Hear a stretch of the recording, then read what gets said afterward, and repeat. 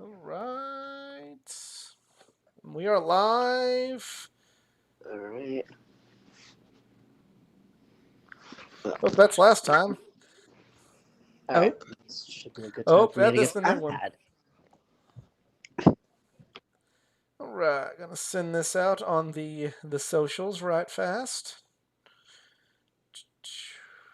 Put it out there on the Twitter. I'm liking this desk. I like being on the road and having this desk. This desk is nice.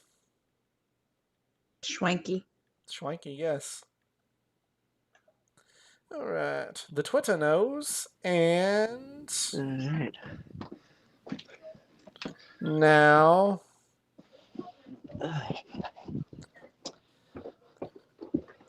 And At least on the now. bright side, my voice is getting better. Yeah, but how you feeling? Well, I feel better. Like no runny nose, but my voice is still a little bit crackly. Kind of like that. Yo, another stream. Yes, Miss Ace, we're doing another stream. This is a. Yeah. This time we're talking Dynamite. We're talking Rampage and Dynamite. Yeah, it's a twofer. It's a twofer weekend. And hello everyone, and welcome to this. Well, in my case, on the road edition of the Just Us Marks Wrestling Recap Show. I am the Athletic Geek, joined on the other end of the tin cannon string by CJ of Team All Zero. Yay. And EZ. Happy Saturday. Happy Sorry Saturday. if my voice is still crappy like last time. Yes. And, we have in the group chat, Miss Ace hits the nail right on the head. Yes, it is because I want to talk about Suzuki and Danielson. Yes, it's because of a lot of things that in 2 days, AEW, we'll get into it. But if you've never seen the show before, this is the Just Us Marks Wrestling Recap Show. I met CJ locally. I met EZ at All In. We love wrestling. We love sharing our love of pro wrestling with each and every one of you out there. However, just like each and every one of you out there, we are just fans. Our opinions are that of any other wrestling fan out there. We avoid insider terms because at the end of the day, we're not insiders. We're not wrestlers. We're just marks. And boy, what would happen if either of us do get wrestling jobs as insiders? Then we have to quit the show. No, I wouldn't say that. I'd just say I'm just going to speak for myself at that point. All right. One of those random thoughts in your head. One of those random thoughts in my head. Well, are you thinking about it? No, I'm just, I just say like, what would happen if we got wrestling jobs as insiders? Well, I mean, I interviewed actual wrestlers, but that remains to be seen. And as you can tell,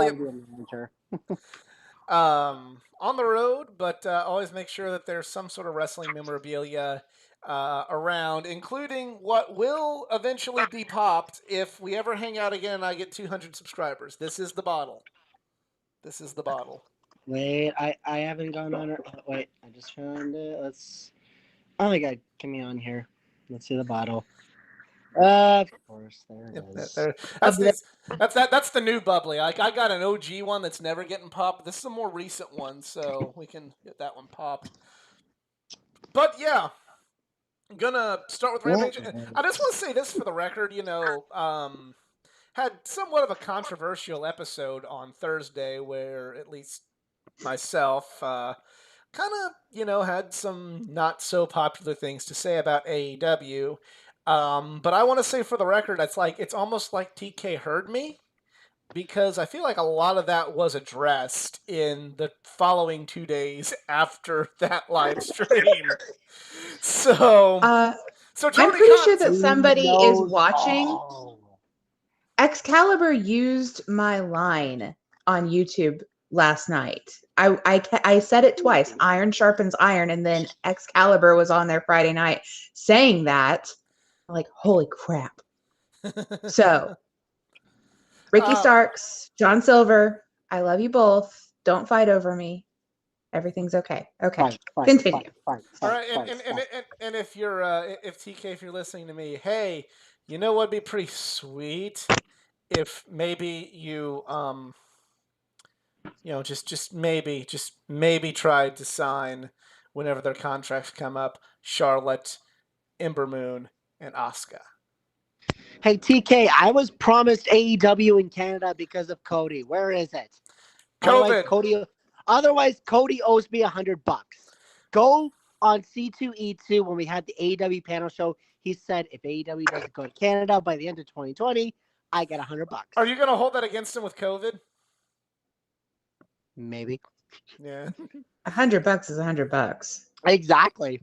COVID may be a thing, but $100. It's like saying like, hey, I don't frequently watch WWE anymore, but $20 is $20.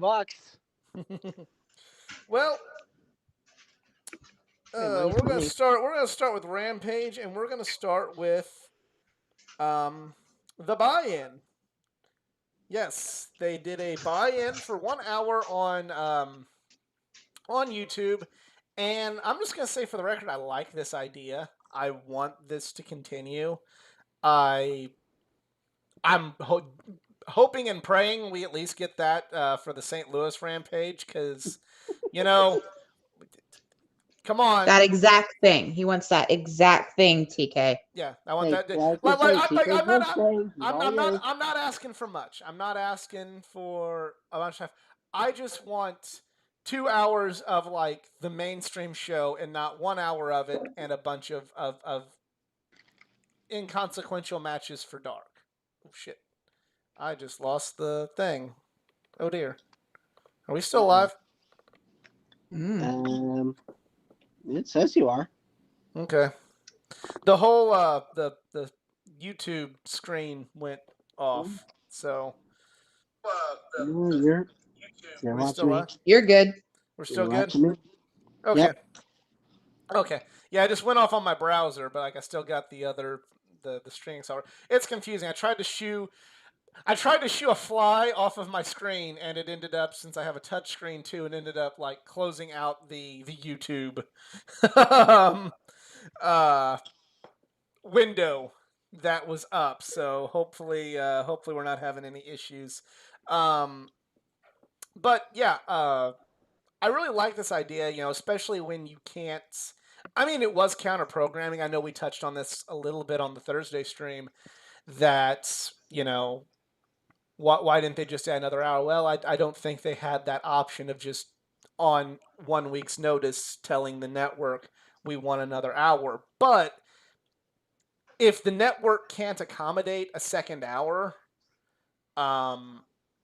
doing a buy-in live on YouTube with one, maybe two, but at least one match that people would want to see, I feel like that's a good business strategy until you are granted that second hour permanently from the network. So good on AEW for doing this, and good on them for continuing to make it public. So even if you missed it, you could go back and immediately watch it, because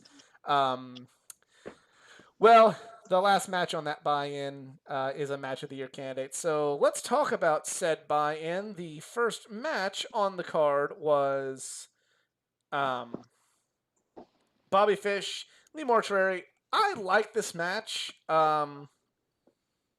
Just kind of, really good opening match. Good way to get everything hyped up. Good way to get Bobby Fish his first win in AEW. So yeah, I liked it. I liked it a lot. And I don't know. Anybody else have anything else they'd like to say about it?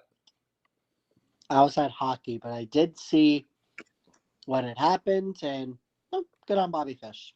Good on Bobby Fish. It is. It was a good little match. It gave Bobby Fish something. So going forward, he kind of looks like he's not just kind of come in and job to everybody, and that's cool. If they signed him, that's what they need. So yeah. Yeah, it's not really. I mean, it's not match of the year candidate, but it's a good little match, Then after that, we had a match I was very happy to see on a personal level. Ty Conte versus Santana Garrett. Santana Garrett made her start in the St. Louis independent scene. I remember seeing her in one of her first ever matches. I don't know if it was her first, but it was one of her first ever matches against Mischief. So it's really cool to see Santana getting the success she has through in WoW, Impact, etc. But yeah, happy to see her again. And Ty Conti's really coming into her own. Like she did a damn good job in this match. And before, like, I mean, as we're gonna get to later, it's obvious that Anna is the main woman inside the Dark Order, but I'm really starting to get into Ty Conti, and I'm hoping she has a good showing in. I'm hoping, one, because they haven't announced the bracket yet. I hope she's part of the TBS title tournament, and two, I definitely hope she goes deep. And I don't know if I necessarily want her to win it, but I hope she has a good run in it. Anyone else? I think she will. She will.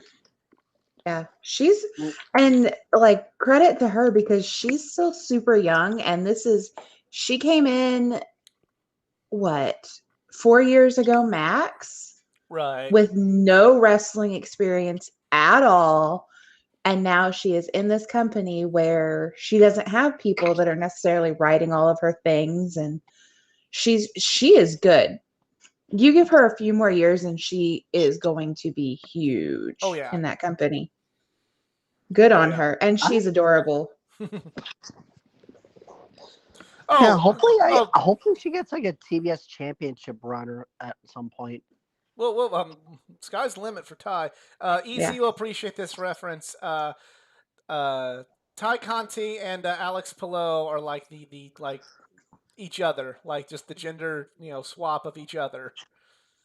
Alex Pillow's never not got a smile on his face, and he's always happy, and he's really cool, just like Ty. Even when it looks like he's about to screw up, it's like, I'll be okay. I'll be okay. It's all right. It's okay.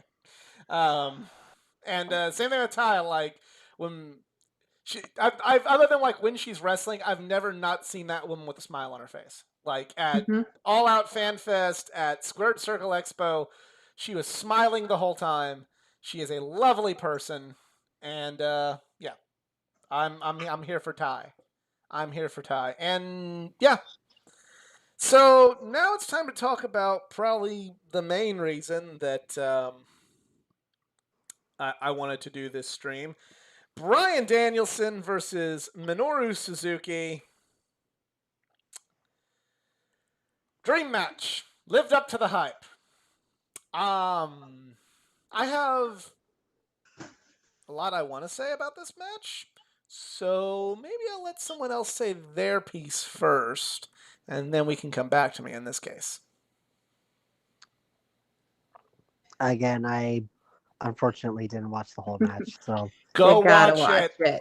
Like, you gotta, like, when this is over, okay, I'm putting. What are you doing after this stream? Easy? Yeah, I'll have it on right now then. No, don't put it on right now. But I'm not oh shit! Let's see how it looks. I was just gonna say brutal. It's brutal. You gotta have your full attention on it to appreciate. So this is what I'm saying. I will say I saw when Suzuki did like an elbow strike on Bryan, and that was like, whoa. So here's the thing. When this is over, I want Easy to watch this match in full. No distractions. No me. No CJ. Nothing else. Watch the match. And then when you're finished with the match, tag me in what you thought of it on Twitter. All right. That is our challenge. That is our post-stream challenge to Easy. Does this mean I don't have to drink? This is your assignment. No. No. If we get 200, you still got to drink a sip of the bubbly. I hate me. You're at 167. You agreed to this. Well, maybe tweet at my buddies on the Podcast Wrestling Federation. Maybe they'll try to help you out. But CJ, I'll let you put your opinion in first. I mean, I will let you cover because this was you in your height. I will say, we've seen 3 single. Well, this was our 3rd single Suzuki match that we watched. We saw 2 in the St. Louis area the past couple weeks.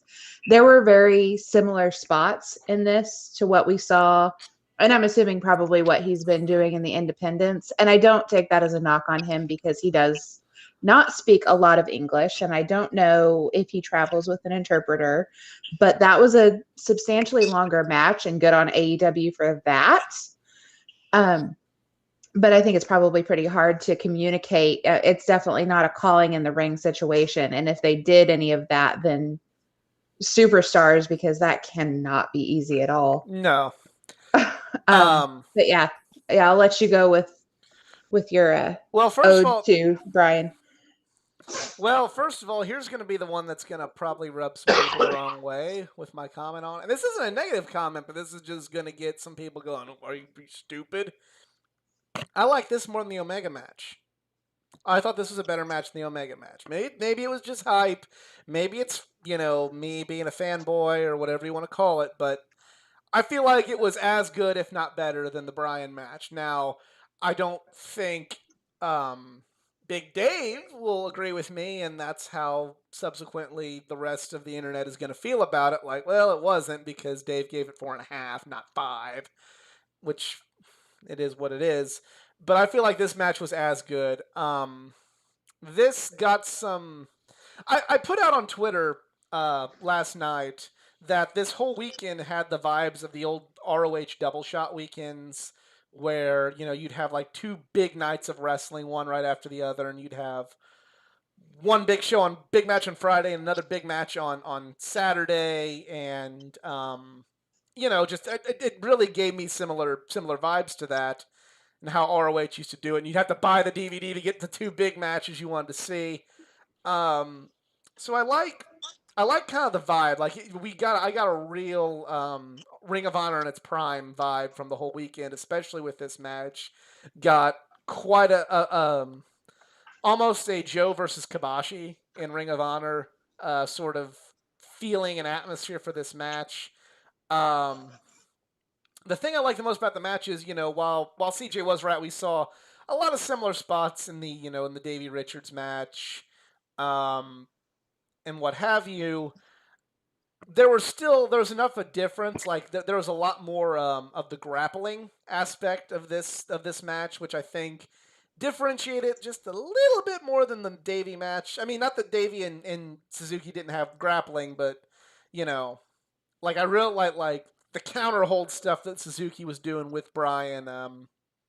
I'm here for that shit. That's what I'm a mark for. So, yeah, match of the year candidate. I don't know. I don't know if it can topple Rosa and Britt. Don't know if it can topple Walter and Ciampa, but damn, it's in the running. It is in the damn running, and yeah, I've been very outspoken in how AEW has used Minoru Suzuki, and I stand by everything I said. I'm not taking it back. I stand by and believe everything I've said about AEW's treatment of Minoru Suzuki. But last night was how Suzuki's needed to look since the very onset of this. And if we could have got, I know not every match he's going to have is going to be that epic, but if we could have had a lot more of that in AEW with Suzuki, even I'd have nothing to complain about. So, but good on him. Great match. Match of the year candidate. And yeah. So we move on to the opening match of the TNT portion of Rampage. And we have another pretty well a old school Ring of Honor match, and that is the bubbly might fall. Or it looked Don't like it's drop going the to. On there. bubbly. Don't drop the bubbly. No. Drop it. Don't drop the bubbly. No, we'll give you some Mimosa Mayhem instead. CM Punk versus Matt Sydal, and I like this match. It was a good match. Crowd was hot for Punk. They don't think it's getting old, so I mean, far be it from me to rain on their parade. But we're yeah, it was just a good match. It was definitely hard for him, even as great as CM Punk is and as great as Matt Sydal is too. It takes two to tango. Very hard for them to follow this match. Very hard for both of them. So props for them doing a good job in trying to follow it, but they couldn't follow it.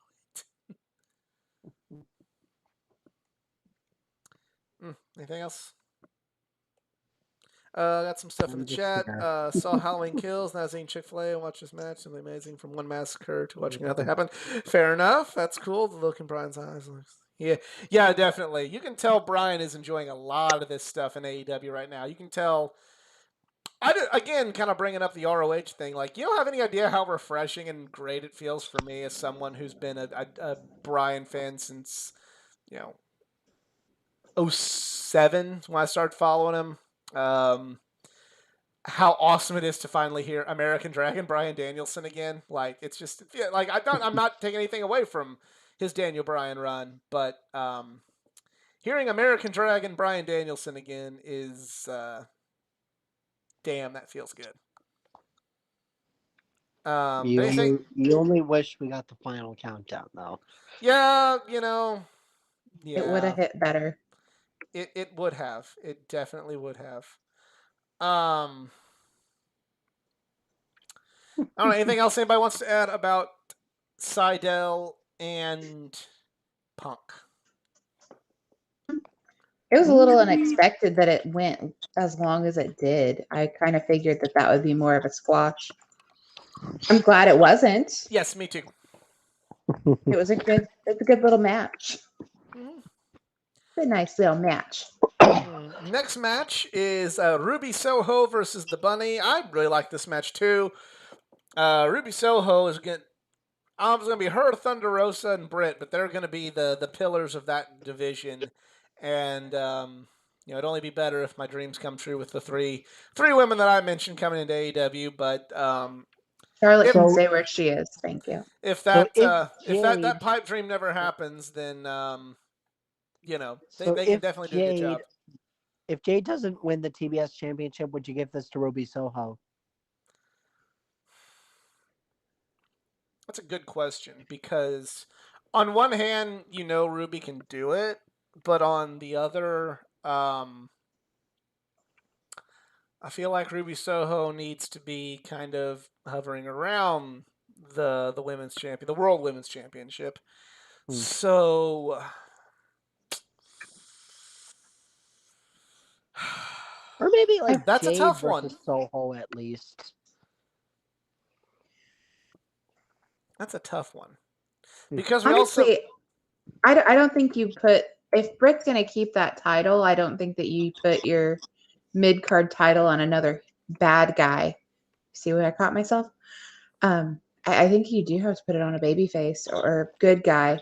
Girl. If guy in quotation marks. A good person. You have to put it on a good person. Or Britt has to lose the title, and it's not time for Britt to lose the title. We're waiting for you, Thunder. Well, I don't know. I mean, with the men, you had Miro and Kenny, and the Bucks. So you had all baddies there. So it's not unheard of. It's not, but with only 2 belts and so few people, I feel I don't know. I feel like that's how it needs to be. That's just my personal opinion. Okay. So go from that to the main event. You forgot to talk about Taz singing to Rancid, which is a highlight for me every time now. Yes, and that's great. And also what's great is the Twitter account Taz Vibing to Songs. Definitely check that out too. I don't run it. I don't even know the person that does run it, but it's great. Good on you, sir, or madam. You're doing the Lord's work with that Twitter page. As bad as Twitter can be, Taz Vibing to Songs is that's what we need at Twitter. We need more of Taz Vibing to Songs. So main event. Scorpio Sky, Ethan Page, and Junior Dos Santos representing American Top Team versus Chris Jericho, Sammy Guevara, and Jake Hager representing the Inner Circle. I get kind of an amalgamation with the Inner Circle of the 2 best tag teams come out of the Inner Circle, except for Santana Ortiz. The Sex Gods and Sammy Hager. So, you remember that time period when we had a Sammy Hager tag team? course I do. With Sammy Hagar actually giving them a shout out. Yeah. So I at least did see this match by the time I got home last night. So I will say that. All right, I'll let you speak your piece then, since you can have an accurate assessment of this one. Uh-huh. I honestly thought this was a great tag team. I really do hope they could maybe continue this build a little bit, kind of like when we had Pinnacle Inner Circle, except this time don't run it too damn long. But it honestly does make it establishes much better for American Top Team as being like the bad guy faction out there. Better than the Pinnacle, too soon to say, because I still think Dan Lambert's a more annoying Don Callis with hair and less creepy looking than a suits. But I kind of like that Dan Lambert. He kind of like portrays as the guy, he looks for real wrestling that, we knew back in the day. It's like, yeah, just what we need is a boomer just talking about how things were simpler back then. But are you pissed off? No, it doesn't really make me pissed off. It's just like, it gets us the heat that everyone wants. Here. Okay, well, that's I'll let CJ say her piece, and then I'll go from there. Now, I'm not saying I don't want to punch repeatedly Dan Lambert in the face and then bury him next to Don Callis. I'm just putting it out there. Would you verbally scream at him, boo him, and yell obscenities at him if you were in the same room? And I would just say, well, Miami is known for trash bags. You're one of them. There you go. He's doing his job. Yep. See, because I remember, last couple weeks, I've kind of made a point that I feel like. Wait, I actually got another one. Miami is always known for. Damn it! I forgot what I say. Never mind. Keep going. I'll try to regroup it. Well, here's the thing. I've kind of talked about how a lot of people, at least kind of in this bubble that we're all in, called the YouTube wrestling community or the IWC or the Twitter wrestling community, the whole collective bubble. We became uncomfortable with the idea of actual. I'm gonna break my rules a little bit. Heat on the wrestlers. You don't really want complete heat. You want to be able to analyze the heat, but still like them. You want MJF to roast not you or your town, but when they're roasting, when he's roasting mid Miami and mid Cincinnati, you're like, fuck yeah, MJF. You want the cleaner back, but you don't want to boo him. You want the cleaner, the cool, fun Kenny Omega, but you don't want him to be unlikable. You want what you saw in New Japan. You want the Bullet Club cleaner again. And so many people on Twitter have, they're afraid of heat with people that they kind of like a little bit or they kind of want to see succeed. So, with Kenny and even MJF, much less MJF because he's just that talented in his role but still, there's still kind of that semi-nuance. But anyway, Dan Lambert is the bad guy AEW needs. Like, he truly is the bad guy AEW needs because he represents everything that this revolution, this thing that we were all on board with, starting with BTE, going to All In, forming AEW and what have you. He's the antithesis of all of it. And he gets booed. We hate him, but we don't want to quit watching. We don't turn the Dan Lambert segment off. We don't, get on Twitter and go, they really need to stop booking Dan Lambert. Maybe we did it first before we really knew what was going on with him, but now we don't do that. We want to see the Inner Circle kick the shit out of Dan Lambert. We want to see anybody get to Dan Lambert, and you know it's not going to happen for a long, long, long, long time? No one's going to get to Dan Lambert for quite some time. And this is what AEW needs. This is what I was wanting to see. I don't want to see, LOL, love what MJF did. LOL, love what Kenny Omega did. I don't want to see that. I want to see God, I want to see this guy get his ass kicked. And even with the quote unquote smart fans that are what we think of ourselves in this, collective Twitter's YouTube sphere, Dan Lambert gets some legit heat. It's ever since I've seen Cardona in GCW, and I'm not a GCW fan by any stretch of the imagination, but after I see what Matt Cardona was able to do with a smart fan base and get that heat, I want that in AEW, and I think Dan Lambert's gonna I think Dan Lambert's gonna be the one to do that, even over MJF. That's not me saying that Dan Lambert is better than MJF or Kenny or any of the bad guys that we had in AEW previously. It's just me saying that there's no part of this fan base that respects him, like we do Kenny and MJF. So it makes hating him that much easier to where even when MJF wins, we're like, good for him. We know he works hard. That's not going to happen with Dan Lambert and anybody subsequently that he represents, be it an MMA guy going into pro wrestling or the Men of the Year. This is what I wanted. Fuck yeah. Mm-hmm. There is one thing, though, that I would say in front of Junior Dos Santos saying, Junior, you are, of course, one of the all-time best MMA fighters. It's unfortunate that your name comes second best to Anderson Silva when it comes to Brazilian fighters. If anybody's a UFC fan, that is a severe burn. Other than Randy Couture and Anderson Silva, he was the Spider. I know Anderson Silva. I just I didn't really follow MMA, UFC enough to appreciate it. Does that make sense? I get you. And so. I love Silva and I love GSP, George St. Pierre. Okay, if there was any MMA fighter I wish would be in wrestling, George St. Pierre. I know you retired, but there's still something left in you, please. Jericho's fighting and he's 50. Yeah, so great episode of Rampage. It's like everything I complained about was maybe not remedied, but it's like they were working on it. So good on AEW.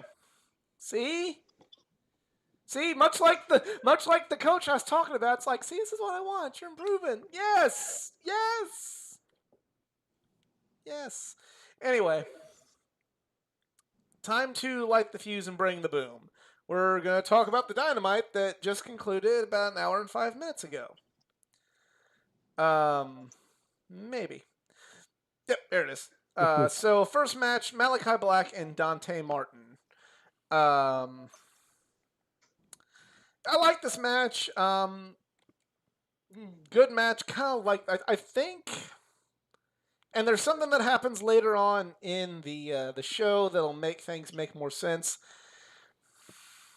Don't know if it's for sure going to happen, but it could, and it's kind of entered my head, and I've talked a little bit about it on the Twitter. I think they might be setting up a Malachi Black Cody double turn. I think they might be setting that up. Ooh. I don't know. Maybe I'm off base, but I like this match. Dante Martin continues to improve. And the little show of respect, the nod of respect at the end from Malachi to Dante, leads me to believe that Dante is going to get tired of following Lio Rush sooner rather than later, and the house Leo's going to retire again. We don't know. Depends on how he's just depends on what's going on with Lio. But the House of Black may get some numbers, and one of the numbers may be Dante Martin. Excuse me. But yeah, enjoy the match. Enjoyed kind of where they're going after the match. I don't know. What does everybody else think? I liked it. I saw the nod at the end, which was like, oh, interesting. Yeah. Other than that, we'll see whether I kind of like seeing Malachi as a baddie, but again, with the amount of hate that for some odd reason is still out there for Cody.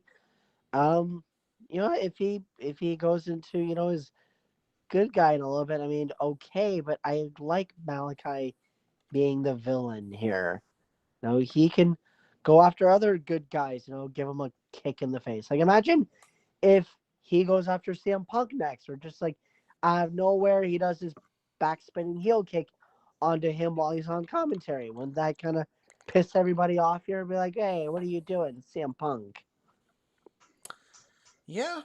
I think I don't know. I think Punk versus Malachi. How about that for a match, actually? It'd be a great match. I don't think that they would boo him, though. Well, what if Malachi wins? I don't think that they would boo Malachi Black. The only thing that makes me boo Malachi Black was he cost $100 to me at the All Out Fan Fest. I love you, Malachi, but you're not worth $100. Dynamite is going to be in Chicago again in November. So what if they do it there, where Malachi, it looks like he's going good, but he literally just starts beating up CM Punk right in Chicago.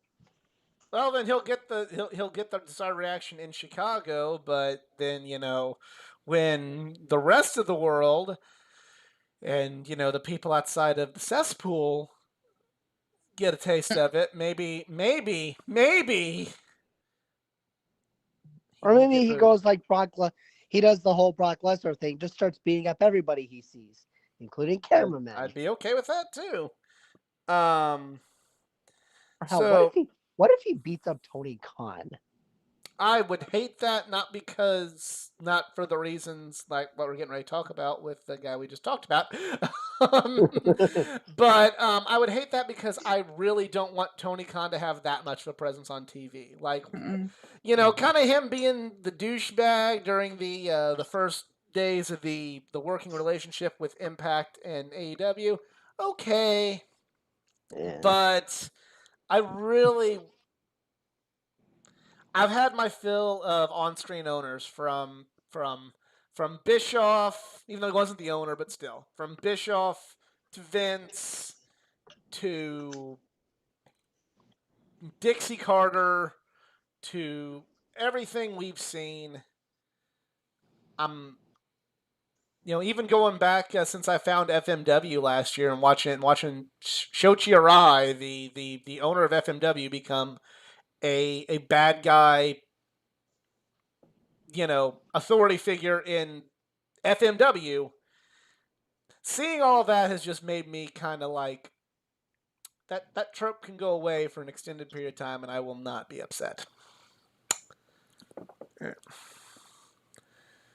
But yeah, back to Dan Lambert and American Top Team interview between the Inner Circle. First off, the end of Rampage. Beatdown happened again from the American Top Team to the Inner Circle. Santana and Ortiz came back and, did the interview. Not their best interview, but, it is what it is. It did make me want to see this 10-man tag.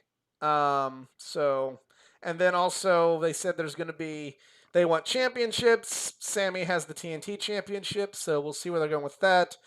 This storyline, it is an interesting storyline to me, and it's going to continue on Rampage and Dynamite next week, so we'll see where it goes. I think that a Scorpio Sky and Sammy Guevara match would be very, very good and entertaining. Does Sammy lose right away though? That's no. We say no. Do you think AEW saying no? No, I don't. I can't say that they're going to say no. I don't. They're building to a really big tag match, probably at the pay-per-view, I assume. So maybe give Sammy a couple more weeks after the pay-per-view before you set up the title match. Maybe the Inner Circle loses the big tag team match to set up the title match. If they win. Opposite. I think we're going to see the title match before we see the tag match. I don't think we're going to see the title match before the tag match. We'll see. We'll see what happens. So next match is for the AAA Tag Team Championship. The Lucha Bros were going to take on one of Andrade's super secret tag teams from Mexico, and they were Los Superanos. But even as they were coming out, I'm like, kind of looks like FTR. CM Punk even kind of spoiled it and said, hey, it really looks like FTR. And then the Lucha Bros unmasked Los Superanos, and hey, what do you know? It was FTR. What a twist! What a twist! And yeah, All right, so that's why Twitter started blowing up. Like, wait, what just happened? Yeah, well, that's why. Not only did that just happen, but they had a good match. I really like, kind of the contrast of the lucha style versus kind of the old school tag team style of FTR. So these teams have good chemistry, and obviously I think we're going to be getting a match down the road for the AEW tag team titles.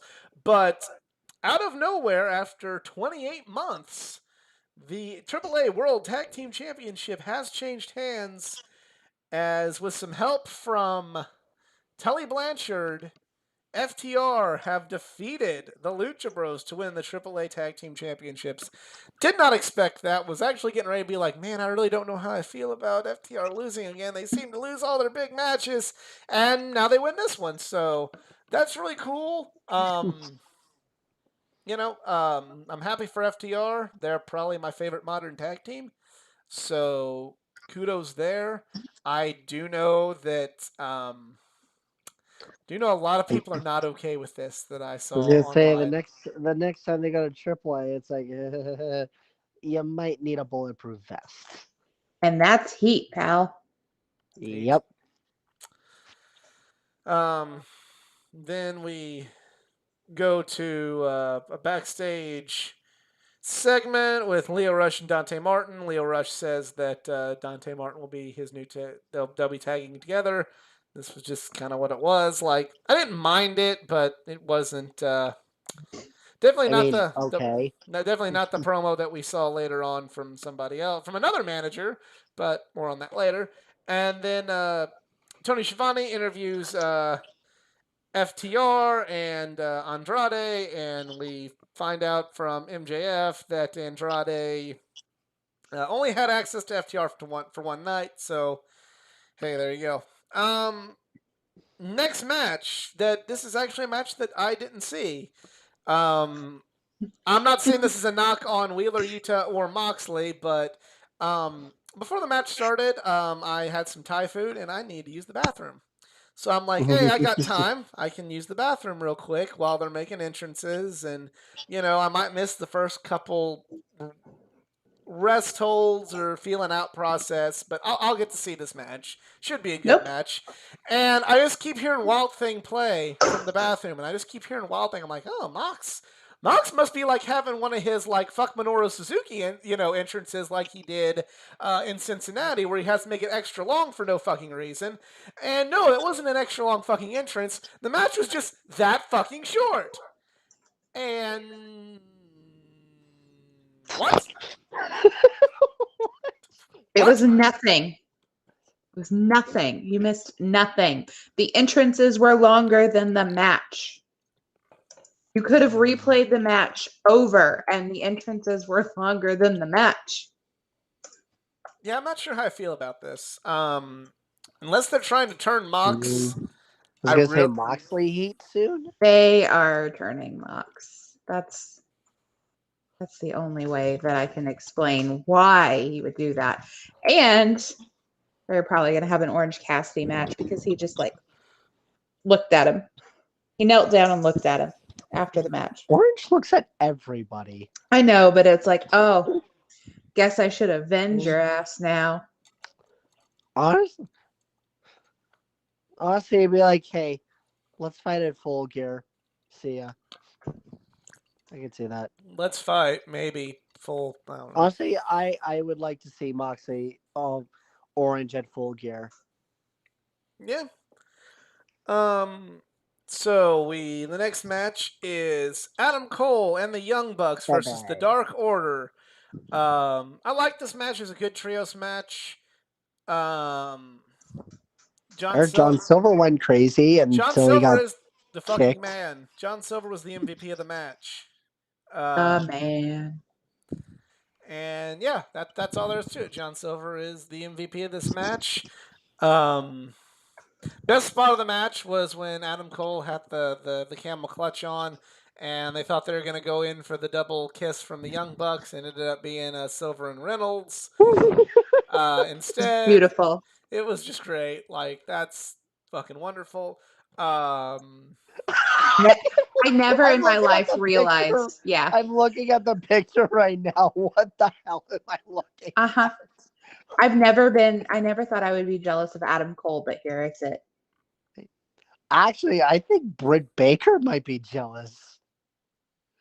It's like might be. She might be now, yeah. Johnny Hungy. Yeah, like the match. Like it didn't become bigger than it needed to be, which has been my complaint about Adam Cole for the last few weeks. That he's bigger than he needs to be in some of these TV matches because of the chaotic nature of the match, and because it was a 6-man tag and there was a lot of shit going on at once. It didn't seem so bad, and you didn't have a bunch of unnecessary kickouts like you have in Adam Cole matches. Oh, hey, here's a top rope fucking 8 through 7 tables. Well, you know someone's kicking out of that one because Adam Cole, baby! So, but that didn't happen. You know, I'm not going to say it's like the methodical, slow, old school style of match that, you know, some people would cite as their favorite style and their go-to style, but it was good enough that it did what it needed to do for TV, and that's that. And then after the match, Jungle Boy, who had been attacked earlier, the Lucha Express got jumped by Kenny and the Bucks earlier, and Christian. But Jungle Boy came back out with a chair and chased everybody away, and they used Brandon Cutler as a sacrificial lamb because, of course, they did. There you go.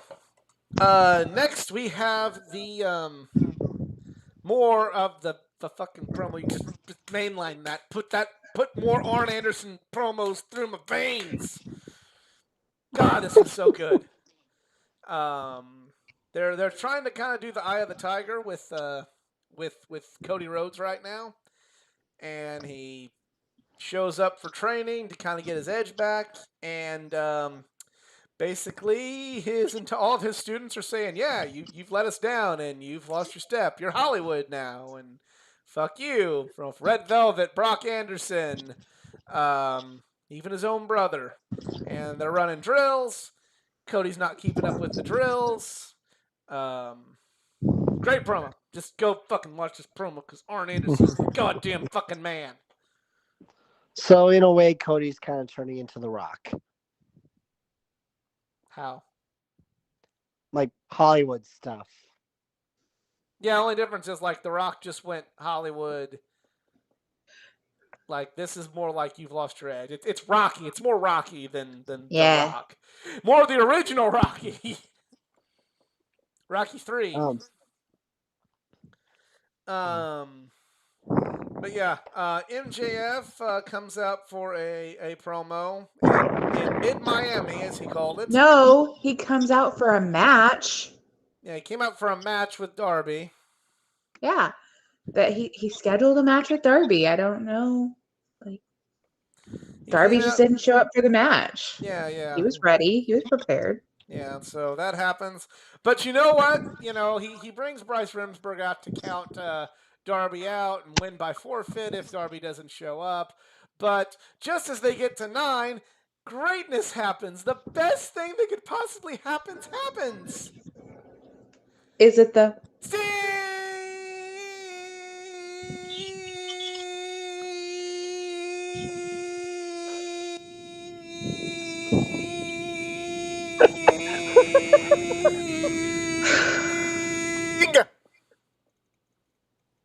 one. 20 seconds. New record. I gotta go. My Uber's here. Oh shit, guys! I gotta go to work. Bye. But Sting comes out, whacks Wardlow with the bat, and MJF runs away, and MJF throws Wardlow to Sting, and yeah, so we might get Wardlow turn, please. It's building. It's building. Give it some time. Give it more time. Give it more time. Because I feel like they got to get Darby and Wardlow or Darby and Sting versus Wardlow and MJF out of the way at some point. I'm looking at the Twitter clip right now, and oh man, MJF just looks like he's like, I don't know whether I just shut myself or I just pissed myself. Yeah, good segment, even with Sting. Why? Oh, you dick. This would have been a lot better. Yeah. This would have been a lot better if we didn't see Sting every frickin' week. This would have been like, oh my God, Sting's here to event. Like, Sting didn't have to come out every single frickin' week for a year. And this would have been a huge deal. You know, I honestly would have pulled an MJF troll on here by actually playing Darby's music, but instead we actually just see Sting coming from the grandstands. They're like, uh-oh. I think they wanted the Sting pop. Darby. They wanted that Sting pop. That's an inconvenient truth, as Al Gore would say. So, I mean, it is what it is. It's an inconvenient truth for everybody. Yeah. So all about that. Liked it. It was great. Britt Baker and Anna Jay have a confrontation backstage. Looks like we're gonna get Anna and DMD. Yes, please. I like that. Then we have Hogan show up. Kiera Hogan wrestles Penelope Ford. Good little match. Enjoyed it. Best part of the whole match for me, other than they both. It was a good match. Like the wrestling was good, but CM Punk says on commentary. So, Kiera, is she related to? And Tony goes, Ben Hogan, the golfer? No, they're not related.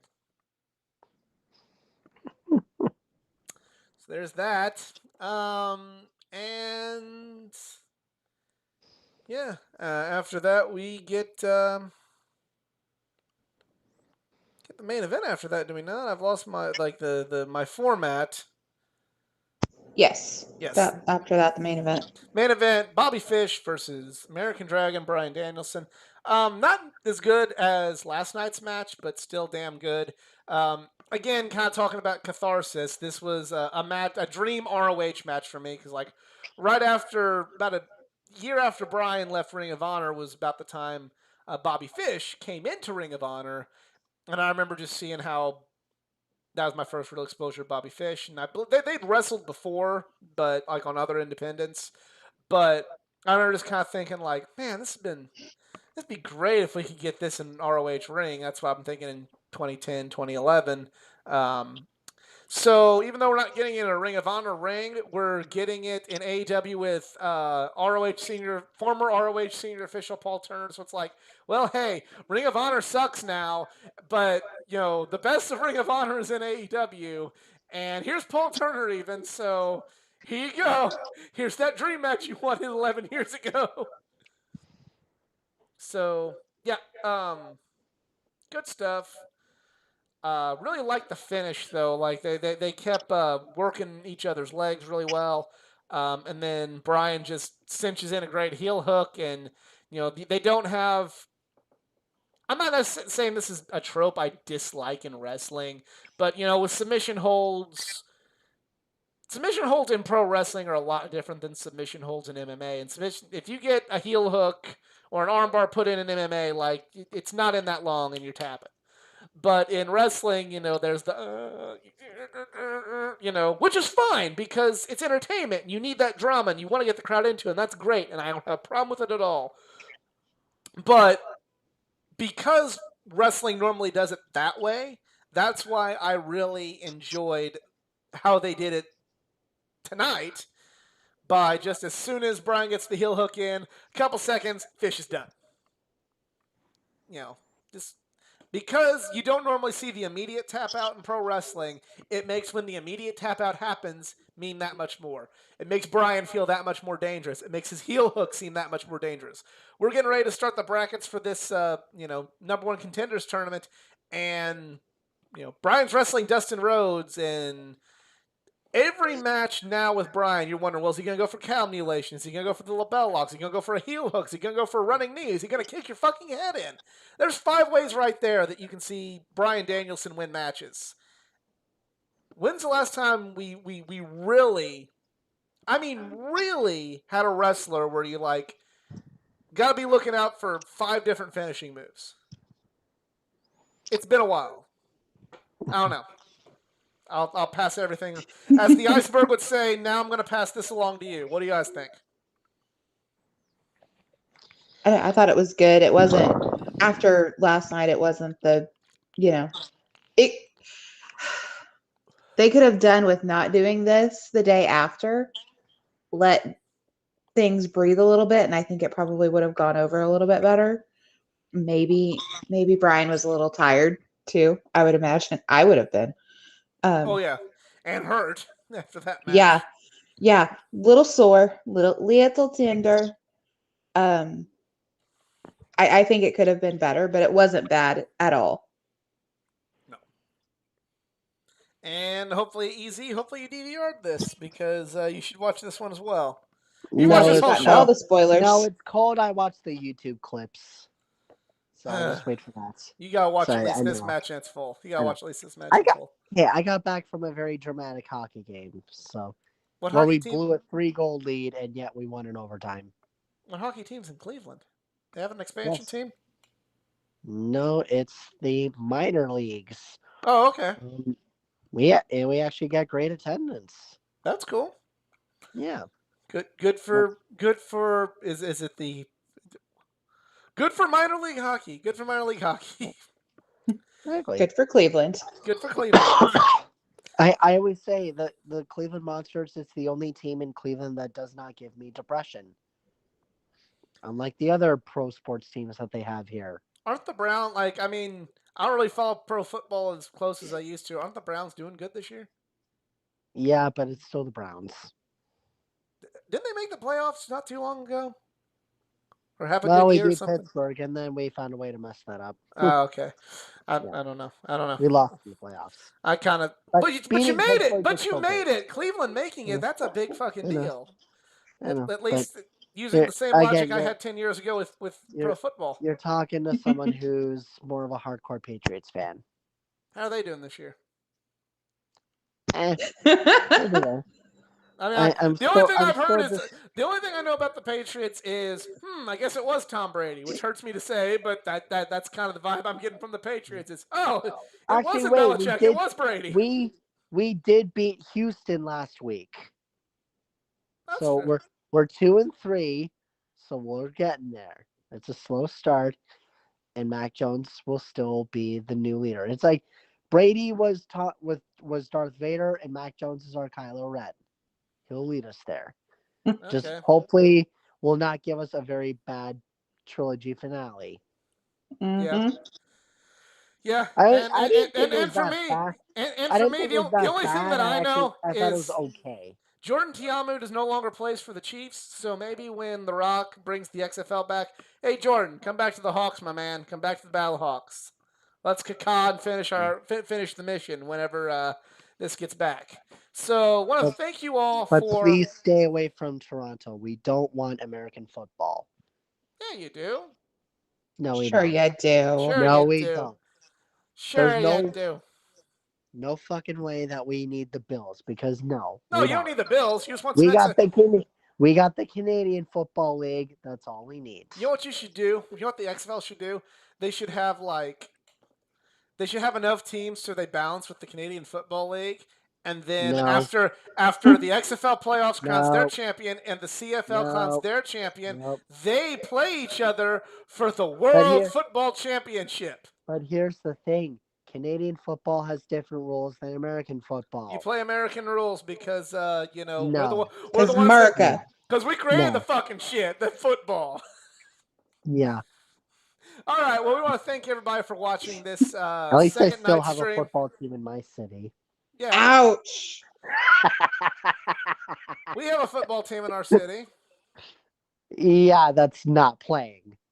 Or having coming. a season. They're coming. We got high school sports. Hey, there you go. About to say we did have better than the Rams anyway. I was gonna say, we have the SIU college football. SIU Wait, you still got Missouri football? Actually, wait, never mind. It was my alma mater's homecoming today. Yeah, about to say we got the Southern Illinois Salukis, home of the alma mater of Brandon Jacobs. And this girl right here. Awesome! Wow. Yeah, we got that. Yeah. Alma mater of Brandon Jacobs and Jim Belushi and Jenny McCarthy.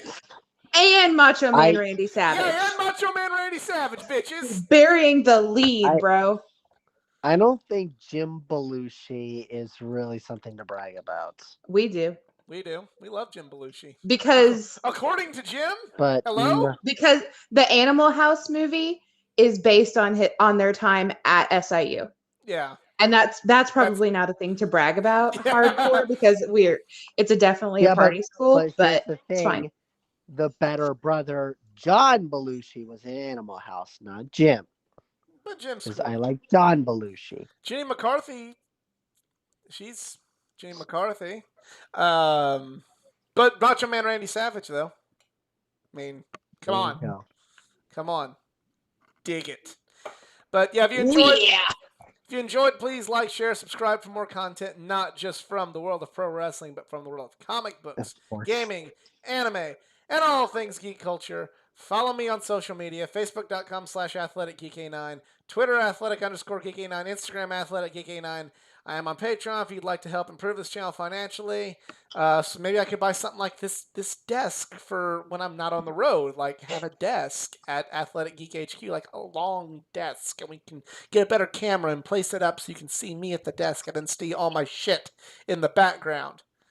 That's what we want. And hey, maybe one day we could be on both YouTube and Twitch. There might be a way. We might be able to try and find a way. We do multiple streams. I've got some stuff in the works I'm going to experiment with this coming weekend to see if maybe at least an audio version of this can live in more spaces of the internet, if you will. Hey, let's relaunch Starcast. I mean, no. If I had the money, yeah.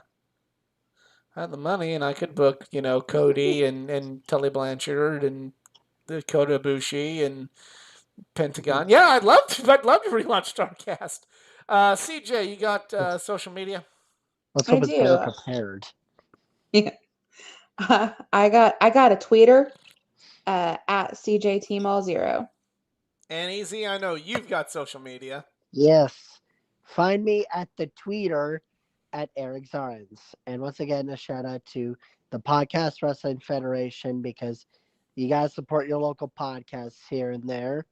So, and just a few weeks ago, I was on Smacked Raw for Unpopular Wrestling Opinions, which was an amazing blast.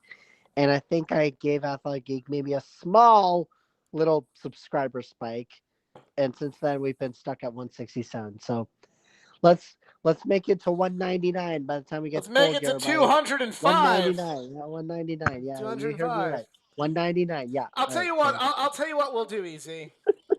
You get one sip of the bubbly, but here's how we're gonna do it. We're not gonna make you drink it like we're forcing it. We're gonna make it seem like you won a big race, and we're gonna I smell my drinks. Yeah. I can smell the alcohol. Yeah, still, just get a little, yes, Indy 500. Yeah, something like that. I'll drink. I'll And- actually like drink a glass if actually you know what? No. I'm not even gonna finish the sentence because now you're just gonna get ideas. So all right. Well, not even when I get married, there's going to be alcohol at the wedding. Sorry, I'm putting it out there. No alcohol. non-alcohol at the wedding. And Well, no. so Hey, we even can Haley bring our doesn't own drink. alcohol. Is what you're saying, Haley, right? BYOB. No. It is not going to be BLYOA or whatever. BYOB. Bring Here's your the own thing, booze. Haley actually doesn't drink either, so I'm in heaven here. Well, definitely, and also keep an eye out tomorrow. Pretty interesting collection comic of the week dropping tomorrow, so check that out. But for CJ and EZ, this is the Athletic Geek on the road. We're just Marks and we're out. We'll see you next time, and since I accidentally closed out the window, we'll see if this stream even stops. Have a good one. Oh boy.